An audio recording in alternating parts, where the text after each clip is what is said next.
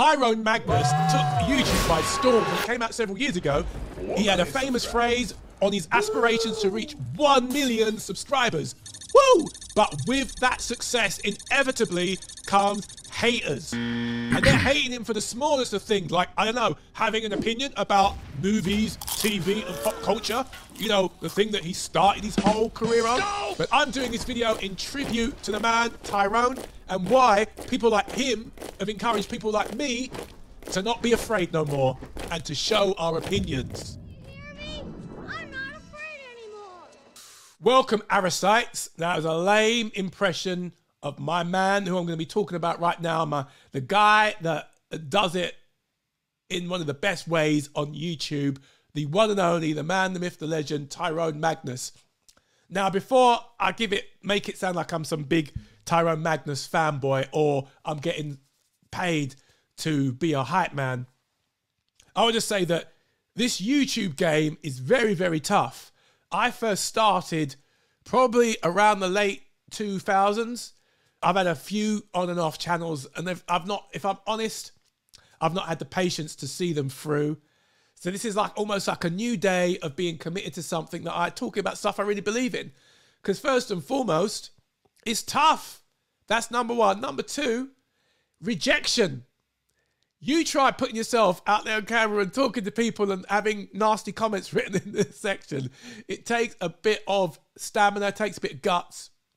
And that leads to what I really want to talk about Tyrone. Rather than just big him up as the excellent YouTuber that he is, I want to touch on the fact that how confused and puzzled I am that someone can be a regular guy, I'm a regular guy, who just likes to talk about their opinions, particularly movies and entertainment. I had faith and stuff in there as well, but Tyrone, it's movies and entertainment.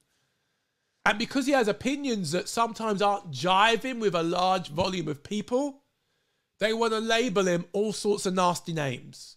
Misogynist, homophobe, racist, because he doesn't like certain movies because the messaging is overriding the story. And there are other YouTubers who I really admire, like Robert Myers Burnett, who pretty much have said the same thing. That it's not that you don't put messages in movies, but it's when it becomes the overriding message. So Tyrone, again, fantastic YouTuber. I've been watching for a number of years. He makes me laugh. I remember when he used to say 1 million subscribers, and I was one of those subscribers in the early days. And I was thinking, wow, I'm with you. Oh, Captain, I'm with you until you reach that 1 million, Tyrone. Even if it's just me and you, I'll be there in your corner. And now he's like saying, all of a sudden, 1 million, he surpassed it. Now he's like 10 million. And I'm like, wow, and I don't doubt that the brother will get there either. But I remember following him and just talking about movies and Marvel movies and things like that, and his enthusiasm. He just simply watches a trailer, reacts briefly, doesn't put much on it. Reviews a movie, gives his opinion, he calls it the mullet cut, and he leaves it there. Just that lately, I don't think that he has changed. It's the movies that have changed. And the rise of people like Midnight's Edge and Critical Drinker are showing that, and Nerdronic, that there is a change and a shift in Hollywood, in entertainment, particularly movies that are genre and are usually based on things like comic books, superheroes, and general mainstream fare. It feels almost like hijacking mainstream populist movies and injecting them with your ideology and your beliefs and wanting to ram it down people's throats. Someone gave an example of the original Star Wars, saying, well, Star Wars was political, you had empires and stuff. Yeah, but George Lucas is on record saying that he was largely targeting 12-year-olds and teaching them morality, good and bad. That's why it's very binary, the dark side, the light side of the Force. Yeah, there was images, references to World War II. Yes, there was a commentary on fascism, but it was done in still around a mythic Joseph Campbellian story structure. Now, everything would be literally on the face. I remember watching Andor, and I remember reading, which I did like Andor a lot, but I remember reading about it that the creators wanted to put the F word in it. F the Empire. I'm like, what? This is Star Wars. It's like, why are you trying to make it radically adult? And I think some of those complaints are the types of complaints that you'll hear on someone like Magnus's Magnus's videos. And I agree with him. But then suddenly, rather than just disagreeing with him, people have been trying to take him to task to accuse him of all sorts of labels and smears. And I don't get it. And I'm thinking maybe it's because he's gotten so successful that there's a bigger target and people are more likely to listen to what he has to say in his opinion. But as someone who's followed him from pretty much from very early on, he hasn't changed. But I think what happens is the industry's changed, definitely, and it's coming back to bite. I remember the Ghostbusters 2016 situation.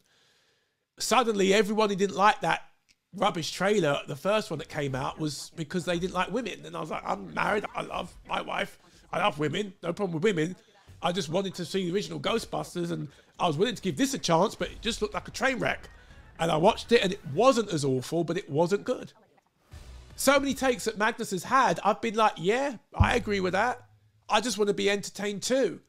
But it's become, he's been called almost like accusations of being a disgruntled fanboy, an incel, red pill, all of those sort of horrible comments and slurs. And I'm like, whoa, just because he's a guy talking about film and TV and having an opinion. But it's stuff like that that makes you scared to put your head on camera, because you're thinking, I'm a guy, I love to have ideas, I love opinions. Tell me your opinion. Let's sit. It's literally like Marvel. It's literally like, I want to sit and hear what you think about the latest Marvel movie, the latest Star Wars movie. I want to talk about it and have an opinion. I'm the guy who, when I go to the cinema with my friends, will spend hours talking about what we've just watched. We might have heated opinions, very different opinions, but that's part of the fun. I feel online there's an opportunity to replicate that, but often I think people go in with the energy of wanting to defend what they like or be nasty about anyone who disagrees, and that's just toxic. So, I don't know, am I naive to think that that's something that perhaps shouldn't be a thing? But then again, human beings will find something to argue about and hate each other. And listen, maybe I'd rather people argue and vent all their frustration over a movie that they like or hate than, I don't know, wars going on in other parts of the world. Do you know what I'm saying? At least no one's dying, at least hopefully not, because they didn't like the last Transformers movie. Do you know what I mean? So, Tyrone, if you're ever watching, I want to say I salute you, sir. Congratulations for the achievements you've made as a genuine dude, a guy, an actor, creating a YouTube platform to share your opinions and spare some of us a few bucks seeing a movie that's dreadful and encouraging us to see a movie we think we'll like because we like the same things.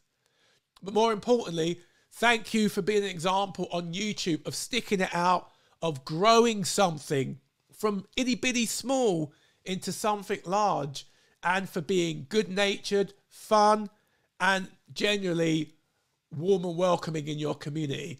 If when I grow up, I want to be like you, Tyrone. Ha! Well, who am I kidding? 2 billion followers! Ha ha! I'll get you. But hopefully you've enjoyed the video. Let me know in your comments below, and I'll see you next time. Keep it right tone.